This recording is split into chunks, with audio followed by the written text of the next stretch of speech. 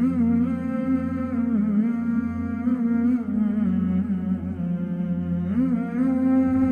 আলাইকুম ভাই। ওয়ালাইকুম আসসালাম ভাই, ভালো আছেন ভাই? আলহামদুলিল্লাহ ভালো আছি। মসজিদ নির্মাণের কাজ চলতেছে তো কিছু দান করতেন। তো ভাই এখন আমার কাছে বেশি টাকা নাই, তো এই কটা টাকা আছে, এখন এই টাকাটা একটু রাখেন, পরবর্তীতে লাগলে জানায়। আলহামদুলিল্লাহ ভাই। গত মাসের ভাড়া দিয়েছিল সুলেমান। জি ভাই দিছিলাম, তো ওই ভাইকে জিজ্ঞেস করেন। কি অবস্থা ভাই, ভালো আছেন? ভাই আলহামদুলিল্লাহ, কিছু বলবেন আপনি? আপনার কাছে এসেছিলাম ভাই, লাগতেছিল যে আপনি হয়তো এখানেই আছেন। মসজিদের তো নির্মাণ কাজ চলতেছে তো কিছু আর কি দান করতেন। আচ্ছা, আপাতত এই কয় টাকা রাখেন, পরবর্তীতে কিছু লাগলে জানায়েন আমাদের। আসসালামু আলাইকুম আবিদ ভাই, একটু এদিকে আসেন, আপনাকেই খুঁজতেছিলাম।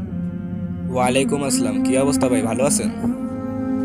আবিদ ভাই, আপনি বিকাশ নাম্বারটা দেন ভাই, কিছু টাকা পাঠিয়ে দিতাম। আচ্ছা, নাম্বারটা উঠান।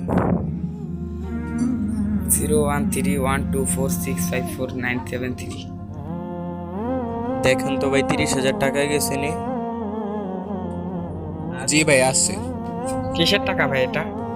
ভাই তখন সাথে টাকাও ছিল না, ফোনও ছিল না, তার জন্য ভাই আপনাদের তেমন দান করতে পারলাম না। এখন ফোনে টাকা পে করে দিছি, আর যদি পরবর্তীতে কিছু লাগে আপনাদের, তাহলে আমার ছোট ভাই ফারদিন আছে, ওকে বললেন, ও যা কিছু লাগে সব কিছু দিয়ে দিব, ঠিক আছে? আচ্ছা ভাই, তাহলে থাকেন, চলে যাই। আল্লাহ তাআলা গোপনে দানশীল মানুষকে পছন্দ করেন। ইনশাআল্লাহ সামনে রমজান মাস আমরা সবাই গোপনে দান করার চেষ্টা করব।